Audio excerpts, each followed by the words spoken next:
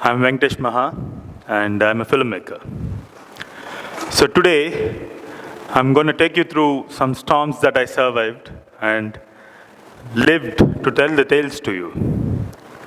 Before that, I would like to ask you all, how many of you have gone through or going through the storms created by life? Could you please raise your hands? Great.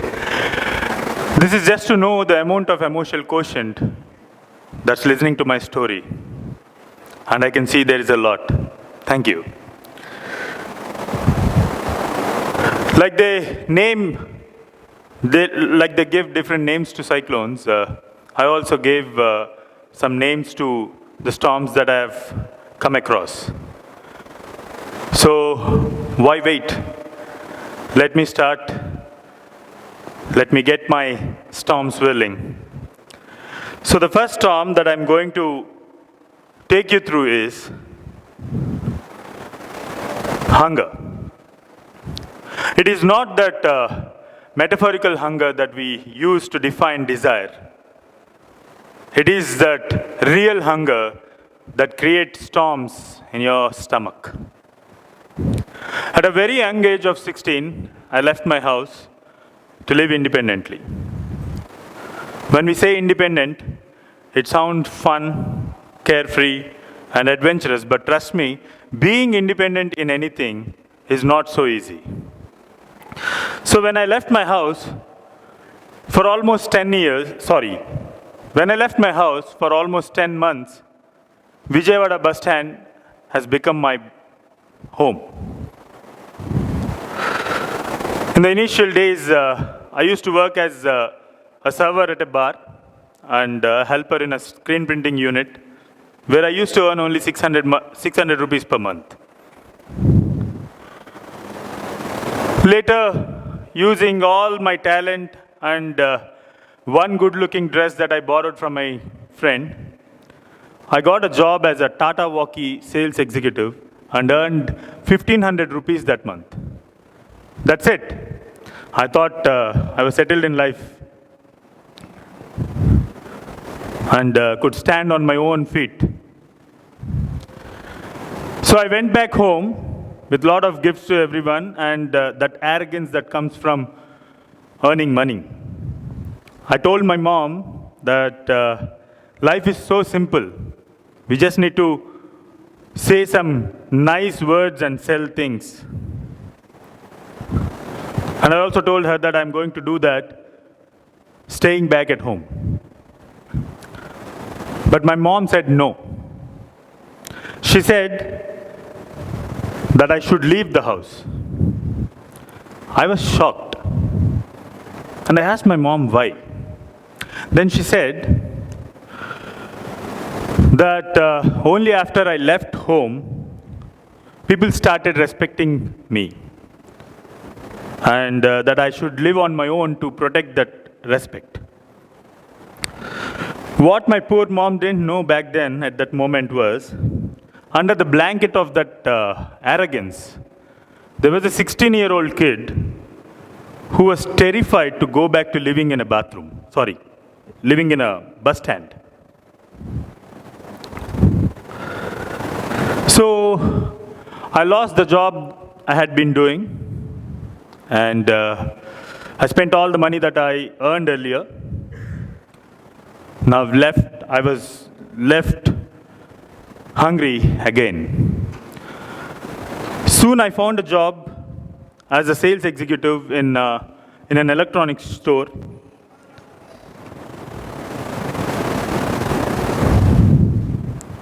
Where I had to wait for 1 month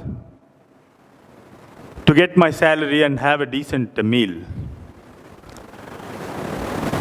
Luckily, the place where I worked, they used to provide 3 biscuits and 1 cup of tea every day at 4 p.m. So what I used to do, I used to wake up in the morning in the bus stand, take bath in Krishna River, because back then, I think it's still the same way. Even the public toilets charges money. So I used to get ready, go to the office, stand until 4 in the evening, and eat those 3 biscuits and the cup of tea they used to provide. It was not only physically exhausting, but also emotionally very challenging, because I had to act normal in front of the customers and the colleagues. Those days still linger in my mind. Once in a while, especially on Sundays, I used to visit my friends and colleagues and pretend as if I just dropped in to say hi. But the actual reason was to see if someone offers me to have a meal with them. Luckily, it worked out a couple of times. And there is someone who is sitting in front of me among you who fed me in those bad days of my life. I hope that friend of mine is feeling happy looking at me today on the stage.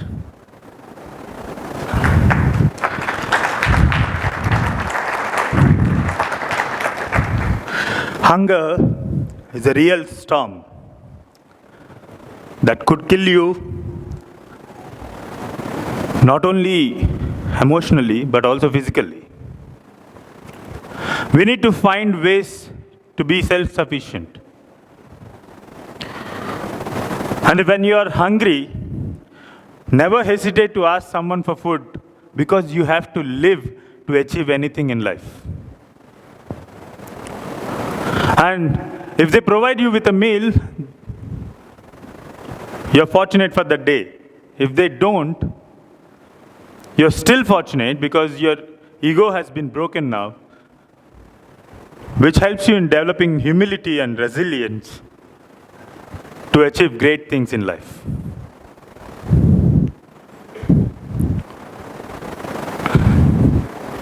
Also, when someone like my younger self visits you at lunch hours, please don't hesitate to offer them a meal, because they may go on and achieve great things in the future and make you proud for being a part of the success story. So the next storm I would like to talk about is success. There are a lot of proverbs that were taught to us from childhood as a ways to achieve success. For example, slow and steady wins the race. Patience is virtue. And so on. The list goes on. I don't believe in them. Let me tell you why. I knew that I wanted to be in films when I was a very young kid. I loved telling stories. Even the lies that I used to tell my mom to escape school were elaborate and very imaginative. When my mom didn't let me watch the TV, I used to listen to the dialogues from Chitramala cassettes and say out loud all the dialogues before even the tape recorder says it out. Though there are many dramatic turns in my life, that want to become a filmmaker and that urge to tell stories didn't change. So, with a bag full of clothes, pockets full of emptiness, and a heart full of dreams, one day, 14 years ago, I landed in Maitrivanam, Amirpet. Hyderabad was not as optimistic as it is today. And as you all know, even today, film industry is not so optimistic to people without someone in the background. When I came here, there were only stars. But today, there are galaxies. And it was a hell of a ride between the fastest growing city and a profession where growth is directly proportionate to the amount of the PR you do, rather than the amount of talent you have. I was and am a bit weak in PR management, I should admit, and I'm trying to improve. So what I did was, I worked every day, and I'm still working every day after 14 long years, and I would love to continue working every day all my life to achieve things consistently.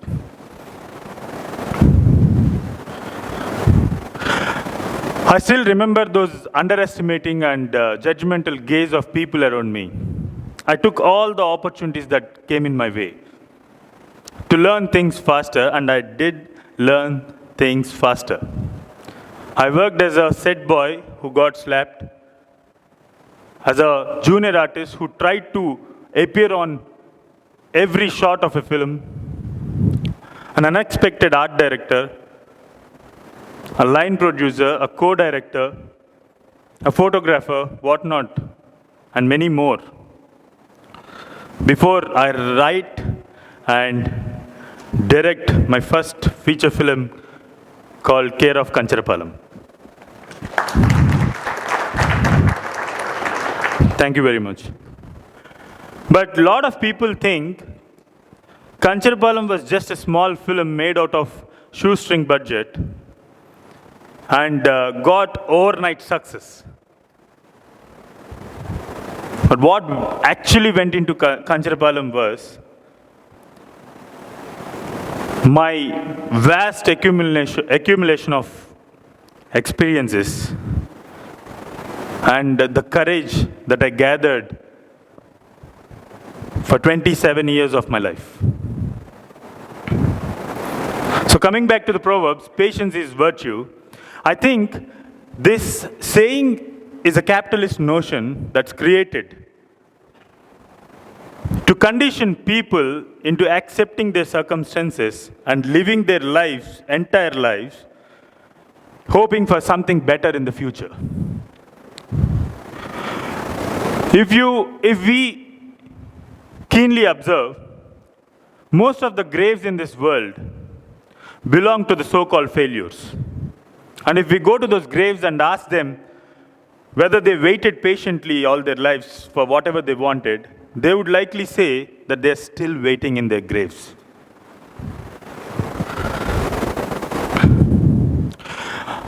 I believe, out of all my experiences, that what we need is not patience. What we need is a storm of ideas in our minds and a storm of dreams and courage in our heart, accompanied by consistency and positivity.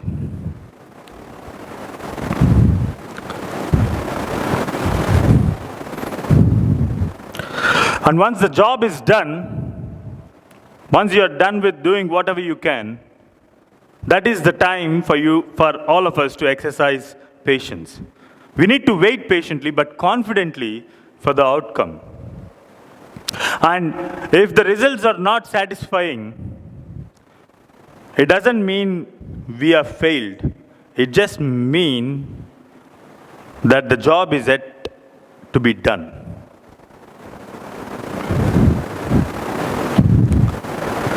Also, slow and steady wins the race is another proverb that makes me laugh. Just imagine, what if that rabbit doesn't sleep on the day you're running slow and steady? I believe this saying puts us all in a competition, constantly comparing ourselves with each other, instead of teaching us how to progress collectively.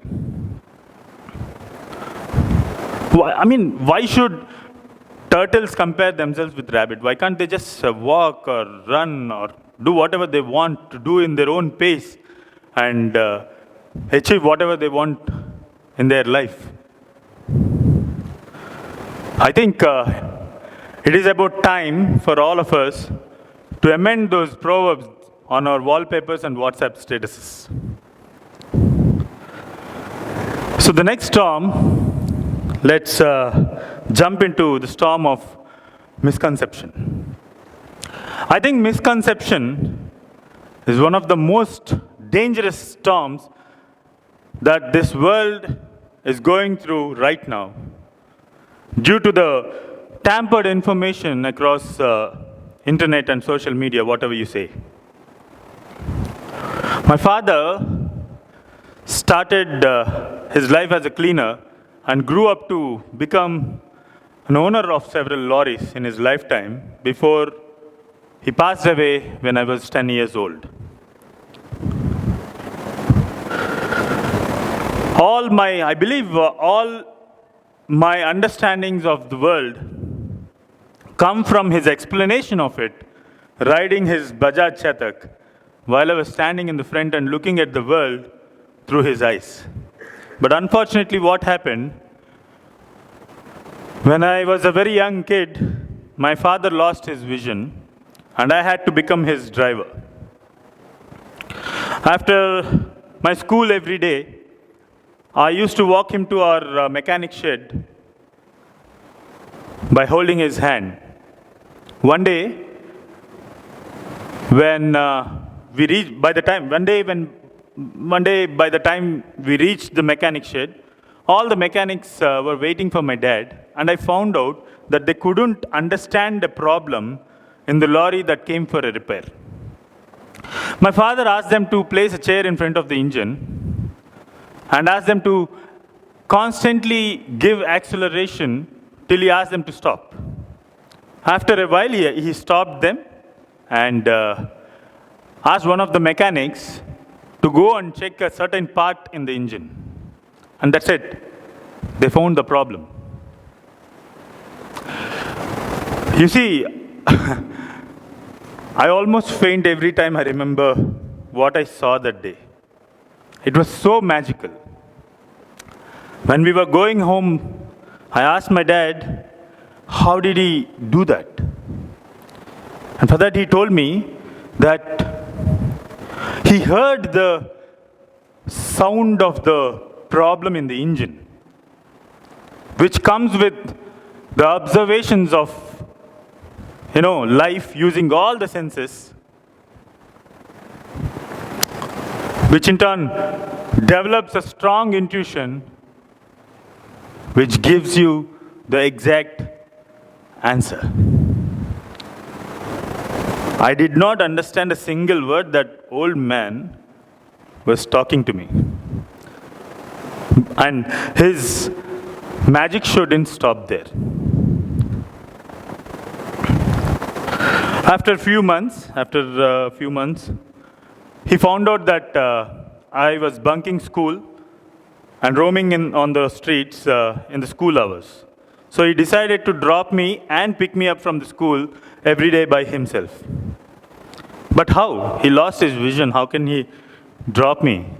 So he took a bicycle, climbed it, and asked me to sit on the front rod and guide him what's coming from where and where to take turns and all.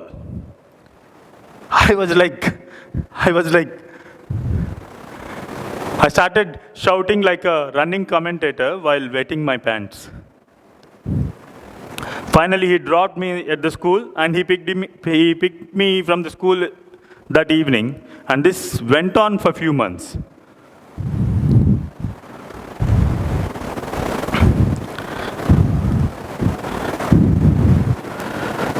So, one afternoon, I was bored in the school and I wanted to go out, roam for some time and come back by the time school ends so that my father won't find out. So I successfully escaped the gatekeeper and stumbled upon my father in a very unexpected way. He was sleeping on the steps where he used to drop me every day. I was shocked and I woke him up. He woke up hurriedly, asking whether they rang the bell already, and took the cycle.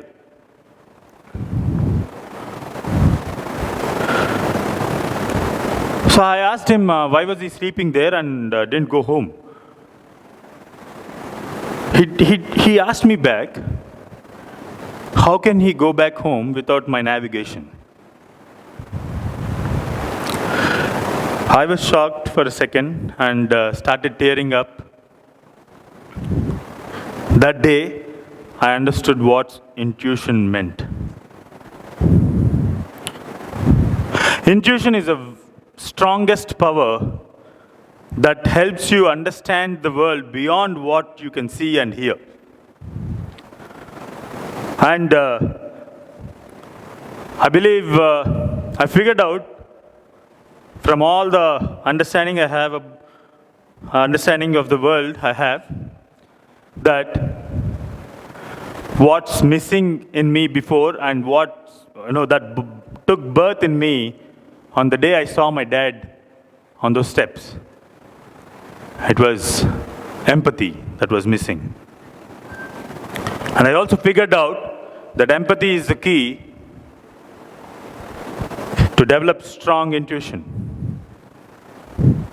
Very recently, I'm telling this story to you all because very recently, the world of social media misconceived something I said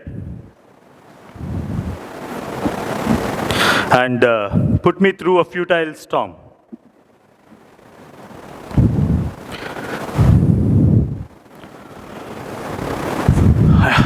I was hurt, I was bruised in many ways that you cannot even imagine. But going through that storm, I stayed calm and remembered what my father taught me. I closed my eyes and started hearing the blaring noise of the engine and identified the problem. It is about time for all of us to put empathy in place and activate our intuition and understand things beyond what we can see and hear. Because in the maze of misconceiving me from the information what has been promoted, people missed on something bigger problem. People missed on a bigger problem that I was trying to address. So I think it's about time for us to use our intuition and understand things better. And the last storm is birth.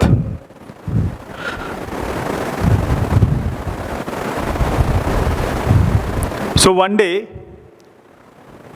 after being bedridden for several months, my father woke up with a bout of great energy, did all his chores himself, and called me to talk. So I'll just tell you what briefly my father told me that day. He told me that my father and my mother are not my biological parents, that they took me from an eloped couple who were at the verge of separation.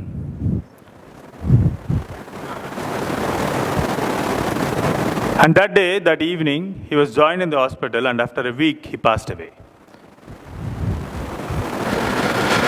That was the biggest storm I've gone through, and in the beginning, I didn't understand why my father got that much energy to tell me who I am. Later on, I understood it.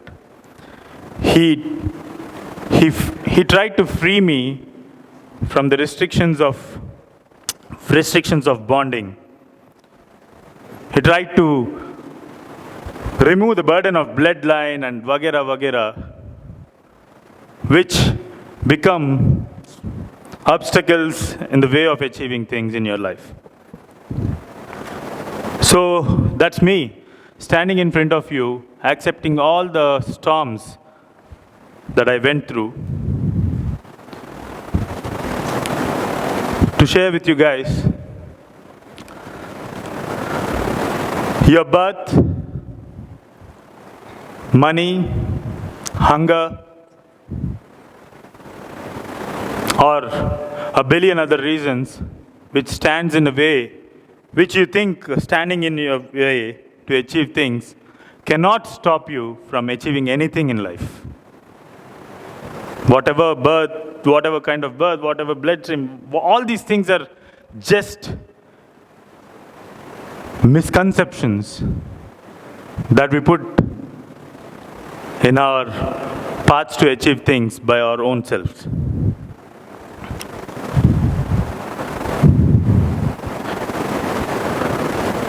So if we can, we have to develop the courage to go through any storm and always believe that there is light on the other end of each of them. So why wait? Have a great ride. Thank you.